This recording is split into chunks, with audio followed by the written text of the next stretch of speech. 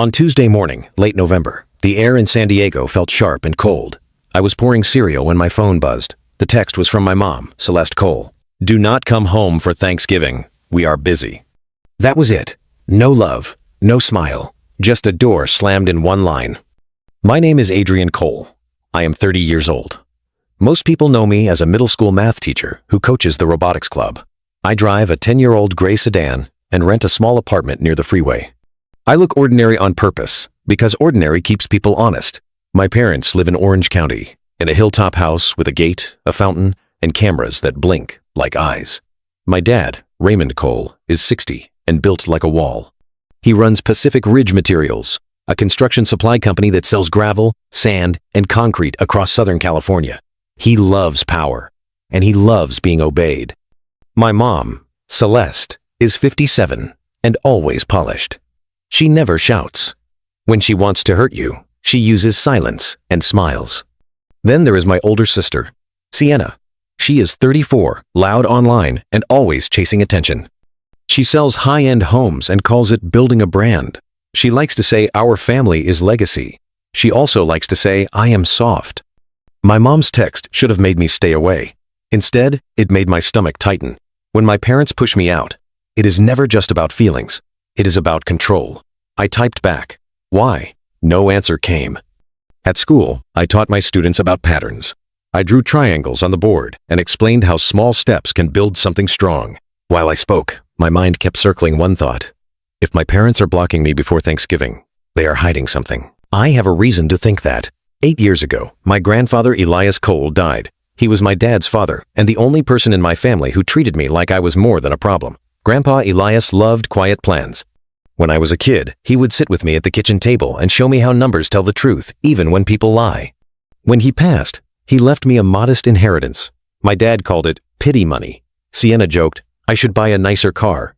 I smiled, said thanks, and kept my mouth shut. Then, I used that money to study my dad's company. Pacific Ridge looked strong from the outside, but the inside was risky. My dad borrowed heavy to grow fast. One bad year could crush him. I saw it in the loans, and the interest, and the tight cash flow. I also saw something else. The business itself was valuable. The demand for materials in California never sleeps. So I started buying shares. Not in my own name. If Raymond Cole saw his soft son becoming an owner, he would have tried to smash me. So I created a private holding company called Seabright Partners. Boring name. Clean paperwork. No trail back to a teacher in San Diego.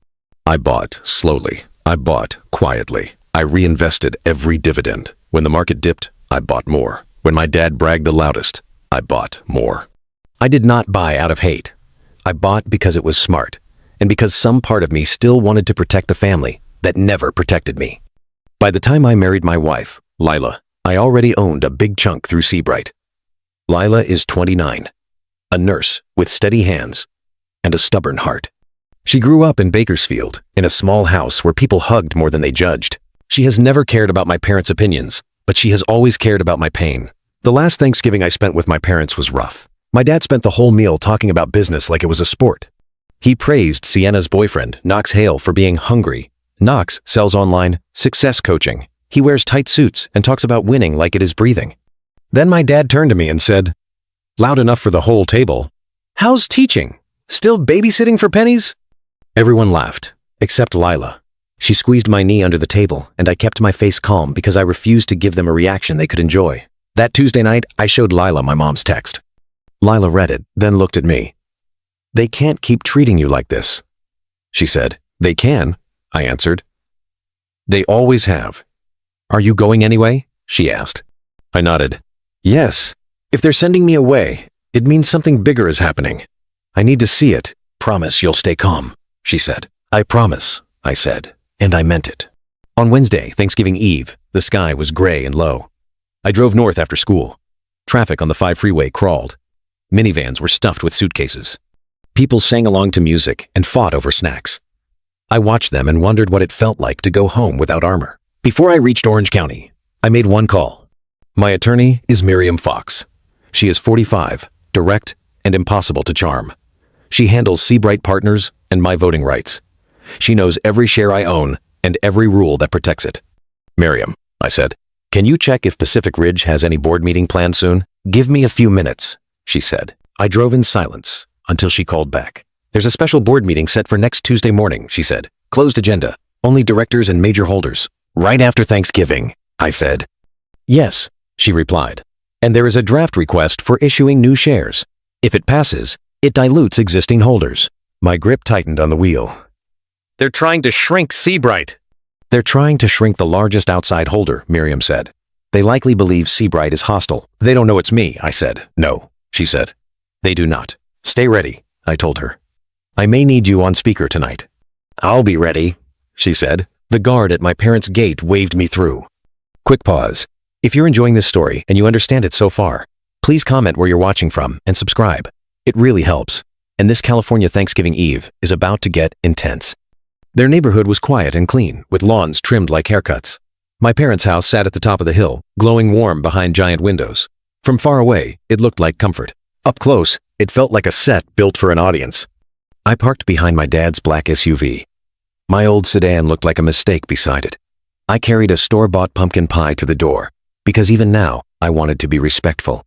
My mom opened the door herself. Her smile appeared late, like she had to force it. Adrian, she said. You told me not to come, I replied. We are busy, she repeated, stepping aside. Inside, the house smelled like turkey, herbs, and money. Soft music played. The dining table was set with 6 plates. 6. My dad walked in, boots polished, jaw tight. You came anyway, he said. It's Thanksgiving, I answered. I wanted to see my family. Sienna appeared with her phone in hand. Aw, she said. Look who showed up. Did the school give you permission? Knox Hale stepped behind her. Tall, tan, and smiling. Good to see you, Adrian, he said, like we were friends. 2 strangers stood near the fireplace. One was a thin man with silver hair and a smooth smile. The other was a woman in a dark blazer, holding a black folder. Her eyes flicked over my clothes like she was counting mistakes. My dad nodded to them. This is Owen Ledger, he said. And this is Camille Park. They're advising us on company matters. Company matters on Thanksgiving Eve. My stomach turned once, slow. We sat. My mom served food with perfect manners. My dad talked about contracts and trucks. Sienna talked about listings and parties. Knox talked about mindset. Owen and Camille listened, making small notes. No one asked about my students. No one asked about Lila. I was a guest in my own family. Again. After dinner, my dad wiped his mouth and set a thick cream envelope on the table. It was sealed. My name was printed on it in neat black letters. My mom slid it toward me. The envelope moved across the wood with a soft, steady sound that made my skin prickle. Open it, my dad said. I broke the seal and pulled out the papers. The first page read, Family Separation Agreement. The next pages listed rules. No claims. No future demands. No contact with Pacific Ridge Materials. No attendance at company events. No public statements. A check was clipped to the last page. $200,000. Sienna leaned forward, smiling like she had been waiting for this. That's more money than you'll see in years, she said. Knox chuckled. A generous offer, he added. My dad watched me with cold confidence. Sign it, he said. Take the money, and stop showing up where you do not belong. My mom's voice stayed soft. This will make things peaceful, Adrian. End quote. Camille Park opened her folder. This prevents disputes, she said. It protects the company. Owen Ledger added, it also protects your family from chaos. They were buying silence. They were buying distance. They were buying my place at the table. I kept my voice even. You want me to sign away my right to be part of this family? I said. My dad did not blink. We want you to stop being a problem. Sienna's eyes shone with satisfaction. I stared at the check. $200,000. My parents were trying to erase me with a number. They believed they could solve love the same way they solve contracts. I set the papers down slowly and looked at my mom. Did you write my name on that envelope? I asked. Her eyes shifted away. Yes, she admitted. So you planned this, I said. My mom swallowed. We planned a clean solution. My dad leaned forward. Enough talk. Are you signing? I lifted the check with 2 fingers. You're offering me $200,000 to disappear, I said. It's fair, Sienna snapped. It's generous, Knox added. My dad's voice hardened. Sign. I set the check back down, flat. Before I answer, I said, I need to make a call. This isn't free mine estate. Sienna laughed. To your principal? No, I said. To the person who knows who owns this company. My dad's eyes narrowed. You do not have those contacts. I pulled out my phone and tapped Miriam Fox. Miriam answered on the first ring. Adrian, you're on speaker, I said. Please tell everyone here who the largest shareholder of Pacific Ridge Materials is. The room went silent.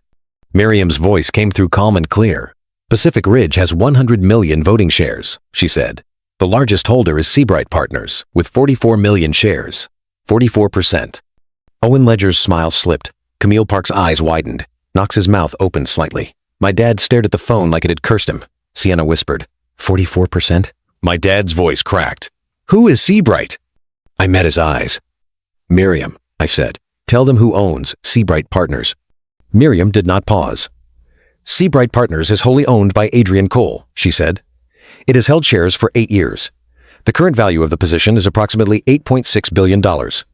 My mom made a small sound and covered her mouth. Owen's pen stopped. Camille's folder dipped. Knox dropped his fork. Sienna's face went blank. My dad shoved his chair back and stood. That's impossible, he said. You're a teacher. I am a teacher, I said. I'm also the person who can vote you out next Tuesday. The words fell into the room like heavy stones. My dad's hand shook. You hid this from us, he spat. You never asked, I said. You never cared who I was. You only cared what you could control. Ogerstoon in the stay. Owen Ledger cleared his throat, trying to regain the room. Raymond, he said. We need privacy. No, I said. We can do this right here, since you chose Thanksgiving Eve for business. Camille's voice came out tight. He knows about the meeting, she said. I know about the meeting, I said. And I know about the draft dilution plan. My mom stared at my dad. Raymond, she whispered, what were you planning? My dad looked trapped. For the first time in my life, he looked like the ground moved under him. I reached into my jacket and pulled out a plain brown envelope. I slid it across the table to my dad, the same way my mom slid hers to me. What is that? He asked, voice thin. My answer? I said. Open it. He tore it open. His eyes scanned the first page, and his face drained of color. It was a formal notice, signed by the largest shareholder, changing the agenda of next Tuesday's board meeting. I looked around the table at my mother, my father, my sister, and the people they brought to help them trap me. Next Tuesday, I said, the real envelope won't be here. It will be in the boardroom, and everyone will know who has been keeping this company alive. No one spoke right away. The soft music kept playing, like it did not know the room had changed. My dad stared at the brown envelope. My mom's fingers shook. Sienna looked at me like I was a stranger. Knox sat frozen, and I could hear the fireplace pop one loud crack at a time. Owen Ledger tried again. We can negotiate, he said. I shook my head. You already tried, I replied. First with a check, then with a dilution plan. Insteading. At Insteading Dollars. Camille Park swallowed. What do you want? She asked. I want the truth on record, I said. I want the board to see what you planned. And I want my family to learn. You don't get to erase someone just because you don't respect their job. My dad's voice came out rough. Adrian, we can talk privately. We will talk, I said. But not tonight. Tonight was your choice. I stood, then slid the cream envelope back to my mom. Keep it, I told her. I'm not for sale. At the front door, my phone buzzed. An email from the board chair flashed. Agenda change received. Attendance confirmed. Tuesday, 9 a.m. I stepped into the cold night without looking back. The real fight would happen after the holiday. I drove back to San Diego that night with my hands steady and my throat tight. The freeway lights blurred behind me, and my mom's shocked face kept replaying in my mind. I did not feel proud. I felt like someone had ripped a mask off a family photo. When I got home, Lila was waiting in her scrubs, hair tied up, eyes worried. What happened? She asked. They handed me an envelope, I said. A contract. A check. Like I was a problem they could pay to remove. Lila's jaw clenched. Did you sign it? No, I said. I called Miriam. I told them who I am. Lila held my hand and listened while I explained everything. The 6 plates, the advisors, the check, the speakerphone, and the brown envelope I slid back. When I finished, she pulled me into a tight hug. You stayed calm, she whispered. I was shaking inside, I admitted. Calm wins, she said. What now? Tuesday, I said. 9 a.m. Board meeting in Los Angeles. They tried to set a trap with new shares. Now the board knows Seabright is me. Lila looked at me for a long moment. Promise me something, she said. What? I asked. Promise you won't turn into them, she said. No cruelty. No showing off. Just truth. I promise, I said. I'm not doing this to crush people. I'm doing it to stop being crushed. Thanksgiving Day passed, like a cloudy day that never brightens. My mom texted, please call me. Sienna texted, you embarrassed us. My dad stayed silent. Lila and I ate simple food and watched a movie we barely followed. The holiday felt like a pause before thunder. On Friday, Miriam emailed me the full draft of the share plan. Owen Ledger's firm wrote it. Camille Park filed it. My dad approved it. The goal was clear. Create new shares, water down Seabright, and keep control in the family. They planned it before they told me not to come home. That made the envelope feel even worse. It was not a mistake. It was a move. Monday night, I packed a plain folder for the meeting. Ownership records, board rules, copies of the dilution draft. I wore my usual clothes. No suit, no fancy watch. If they wanted to judge me by my job, I would let them. Then I would vote anyway. At 4:30 Tuesday morning, I drove north. The air near the coast was colder. The sky was dark, and the streetlights made long yellow stripes on the road. Los Angeles rose ahead like a wall of glass and noise. Pacific Ridge headquarters sat by the shipping yards. The building looked clean, but the parking lot smelled like diesel and dust. I grew up with that smell. It used to mean my dad was working hard. Now, it meant we were about to see how he used power. In the lobby, a receptionist asked my name. When I said it, her eyes widened. She called upstairs, whispering. A few minutes later, a man in a Navy suit appeared. Mr. Cole, he said. I'm Victor Rios, counsel to the board. This way. The elevator ride felt longer than it was. I kept thinking, I'm really doing this. I'm really going to vote on my father. The boardroom was bright and quiet, with a view of cranes and water. 8 directors sat around the table. At the head sat my dad, Raymond Cole, jaw tight. Sienna sat beside him even though she was not a director. Owen Ledger and Camille Park sat near the wall, ready to whisper like shadows. Victor Rios stood. We will begin, he said. First item, proposed emergency share issuance. My dad spoke fast. The market is unstable, he said. We need flexibility. We need capital. The board chair, Marjorie Chen, leaned forward. Her voice was calm but firm. Raymond, why was this drafted without a full board review, she asked. It was preliminary, my dad said, eyes flicking to Owen. Marjorie did not blink. Preliminary drafts still show intent, she replied. A director named Samir Patel tapped his pen. This would dilute existing holders, he said. My dad's mouth tightened. It would protect us from hostile influence, he said. I finally spoke. You mean it would protect you from the largest shareholder, I said. My dad turned to me like he wanted to burn a hole through my face. You don't understand this business, he snapped. I slid copies of the reports across the table. I understand the numbers, I said. Cash flow is improving. Debt is stable. There is no emergency. This was not about the company. This was about you. Victor Rios scanned the papers. These match internal reports, he said. My dad's voice rose. I built this company. Marjorie answered. You also approved a secret dilution plan and tried to silence a shareholder with a private agreement. That is not leadership. Sienna jumped in. He's doing this because he hates us, she said. I looked at her. I did not hate you, I said. But you tried to erase me. Victor lifted his hand. We will vote on the share issuance, he said. Hands rose around the table. 7 no votes. 1 yes vote, my dad's. Victor wrote it down. Motion fails, he said. My dad's confidence cracked. For the first time, he looked like a man hearing a door lock. Victor continued. Next item. Review of executive conduct and vote of confidence in the CEO. My dad stood. This is a setup, he said. This is family drama. Marjorie's eyes stayed steady. This is governance, she replied. Family drama is what created the risk. Owen Ledger tried to speak. Marjorie cut him off. You are not a director, she said. Sit down. Owen sat back, face tight. Victor looked at the directors. We will vote, he said. My chest squeezed as hands lifted. 6 directors voted no confidence. 2 voted confidence. Victor's pen moved once, clean and final. The board removes Raymond Cole as CEO effective immediately, he said. Raymond remains on the board as an advisor, without executive authority, pending review. The board appoints an interim CEO today. My dad sank into his chair. Sienna's face went white. Knox was not there, but I could almost hear his voice in her silence, telling her to win.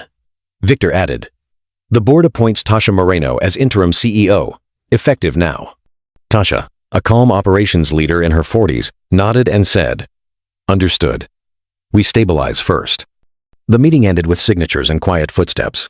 Owen and Camille left fast. Sienna stayed seated, frozen. My dad did not look at anyone.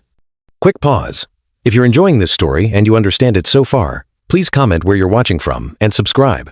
This is still that cool California fall season, and what happens after the board vote is even harder. Outside, the wind smelled like salt and dust. I leaned against my car and let the cold air fill my lungs. My hands started shaking now, not from fear, but from release. My phone buzzed. My mom's name lit up the screen. I answered on the third ring. "Hello," I said. Her voice sounded broken. "Adrian," she whispered. "What did you do?" "I stopped a trap," I said, and I stopped pretending. She started crying. "Your father came home," she said. "He locked himself in the office. He won't talk." I closed my eyes. "Mom, he tried to erase me with a check," I said. "Then he tried to erase my vote with paperwork." "I didn't know about the dilution," she said, voice shaking. "I swear, I thought it was just a clean solution." "A clean solution for your image," I said, and my voice stayed calm, even though my chest hurt. Silence followed. Then she asked, "Can I see you?" Quote, "Come to San Diego," I said. "Our place, no advisors, no guests, just truth." She agreed in a whisper. That evening, Lila and I ate pasta at our small table. When I told her the vote count, she exhaled slowly. "You removed him," she said. "You didn't destroy him. He chose the fall," I replied. On Wednesday, my mom arrived in a plain sweater and no flashy jewelry. She looked around our apartment like it was a different planet. "It's small," she said. "It's peaceful," Lila answered. My mom sat, wrapped her hands around a warm cup of tea, and finally said, "I'm sorry." I waited. "I'm sorry for the envelope," she continued. "I'm sorry for letting your father treat you like you were less." I told myself it was protecting the family, but it was just fear. "Why did you tell me not to come?" I asked. She looked down. "Your father said you would make trouble," she admitted. "He wanted you far away until the plan was done. So I was a risk," I said. She nodded, ashamed. "What about Sienna?" I asked. My mom's mouth tightened. "She wanted you gone," she said. "She said you made investors nervous." Lila's voice stayed gentle, but firm. "He's your son," she said. "Not a PR problem." My mom started crying again. "I know," she said. "I know now." That night, my dad called me for the first time since the vote. His voice sounded rough, like he had been awake for days. "You happy?" he asked. "No," I said. "I'm clear." He swallowed. "Why didn't you tell me you were Seabright?" I leaned against the kitchen counter. "Because I wanted to know if you could respect me without a number," I said. "I wanted to know if you could love your son without a price tag." Went is redded gratting. He was quiet so long I thought he hung up. Then he said, very small, "I don't know how to do that." "Then learn," I replied. After a pause, he asked, "Can I come down there?" I looked at Lila. She nodded once. "Yes," I said, "but not to argue, to listen." On Friday evening, my dad arrived with my mom and Sienna. Sienna did not bring Knox. Her eyes were red, like she had cried and hated herself for it. We sat in our living room. No crystal, no long table, no envelopes, just a couch and plain chairs. My dad cleared his throat. "I owe you an apology," he said. Sienna started to speak, but my dad lifted a hand. "No," he said. "Let me finish." He looked at me. "I treated you like you were worth whatever I could pay," he said. "I used money as a weapon. I'm sorry." I watched his face. It was not smooth. It was not proud. It looked scared. I asked, "Are you sorry because you lost the vote, or because you hurt me?" His eyes filled.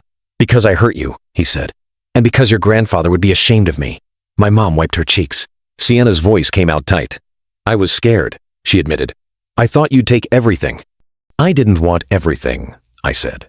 "I wanted you to see me." Sienna looked down. "I didn't," she whispered. My dad nodded like each word cost him. "I'm trying now," he said. I took a slow breath. "Then here are my terms," I said. We stop treating people like tools. We stop using checks as apologies. We show respect when nobody is watching. My dad nodded. Okay, he said. In the weeks that followed, Tasha Moreno stabilized the company. She cut waste, fixed contracts, and made managers stop bullying workers. People at Pacific Ridge started breathing easier. A week after the vote, Tasha asked me to visit the main yard in Long Beach. If you're going to own this much, she said, you should see the people, not just the papers. So I went on a Saturday morning. The yard was loud with engines and beeping trucks. Workers in bright vests moved like they had a rhythm. A man named Hector Ruiz, the yard supervisor, shook my hand. His grip was rough from real work. I won't lie, Hector said. When we heard some mystery owner had a huge stake, we assumed it was another suit who would cut jobs. I hate suits too, I said, and he laughed. I walked the lines, asked simple questions, and listened. I heard about broken equipment that never got replaced because Raymond didn't want to look weak. I heard about drivers who missed birthdays because schedules changed at the last second. I heard about foremen who yelled because yelling was the only power they had. That day, I made 3 rules with Tasha.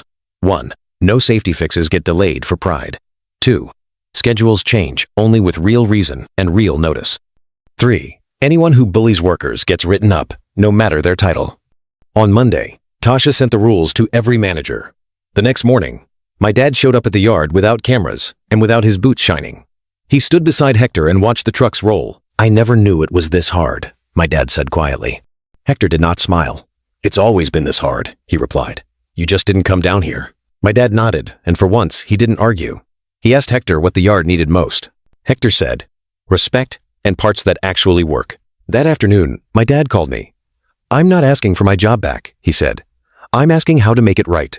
I answered, start by showing up where the work is. Then keep showing up. He said, okay, and he did. For the first time, I believed he might change. I stayed a teacher. I kept driving my old sedan. I did not buy a mansion. I did not post online. I did not need to prove anything. Instead, I used Seabright Partners to fund robotics clubs in schools that had nothing. Kids who felt invisible built machines that worked. When they smiled, I felt more rich than any boardroom ever made me feel. One evening in December, Lila and I walked along the beach. The winter sun was low, and the water looked like dark glass. Do you regret going home? She asked. I thought about Thanksgiving Eve, about the cream envelope sliding toward me, about my dad's cold voice saying, sign it. No, I said, because now I know the truth. What truth? She asked. I squeezed her hand. That the most dangerous envelope is the one that tries to tell you your worth, I said. And the best way to beat it is to stay calm, stay kind, and refuse to disappear. I looked out at the waves and finished the thought out loud. For myself, I'm Adrian Cole, I said. I'm a teacher, I'm an owner, and I'm the son who stopped letting my family's fear decide my future.